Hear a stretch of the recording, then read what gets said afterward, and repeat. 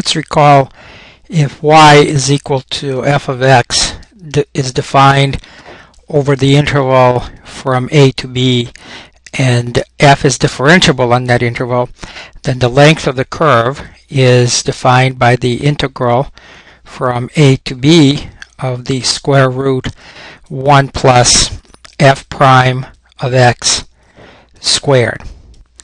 And let's apply this formula to find the length of a curve y equals f of x equals to natural log of secant x over the interval from 0 to pi over 4. So we're going to do this in steps. First step is to differentiate this function. Since this is the natural log, we draw a line, we put what's inside the natural log, that's secant x, into the denominator, and then in the numerator we put the derivative of secant. So that would be secant x times the tangent of x. And then secants cancel, and the derivative is just tangent of x. The next step is to write 1 plus f prime squared, so 1 plus f prime of x squared is equal to 1 plus tangent squared of x, and that of course is secant squared of x.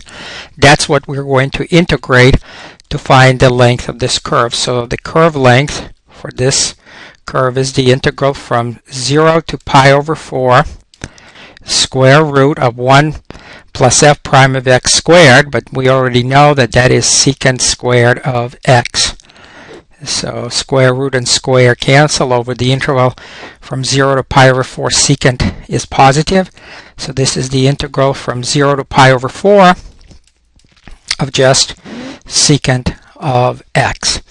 Now if you don't remember how to integrate secant, there's a video, an earlier video, you should look that up and then know how to integrate secant of x. The integral of secant is the natural log of absolute value of secant x plus tangent of x.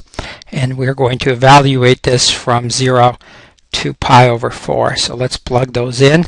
This gives us natural log of absolute value of secant of pi over 4 plus tangent of pi over 4 minus the natural log of absolute value of secant of 0 plus the tangent of 0.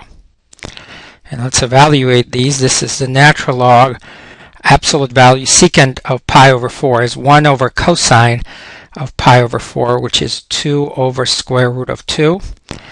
Tangent of pi over 4 is 1 minus natural log of secant of 0 is 1.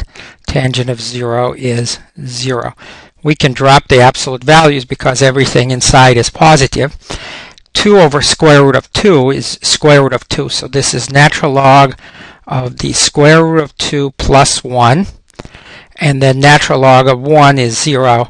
So our final answer is natural log of square root of 2 plus 1. That's the length of the curve.